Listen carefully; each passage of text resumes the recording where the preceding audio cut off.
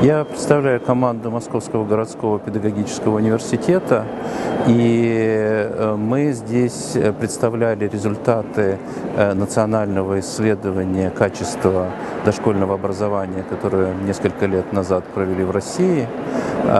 И наша задача была поделиться результатами этих исследований. Тем более, что в этом году в Казахстане было проведено аналогичное исследование, и было очень интересно обсудить с коллегами результаты, сопоставить их и понять перспективы развития дошкольного образования в наших странах. И я очень рад, что на этой конференции этой ступени образования уделяется так много внимания. Было очень много спикеров и из Казахстана, из-за рубежа, и это очень насыщенная часть программы, которая сегодня была в моем фокусе.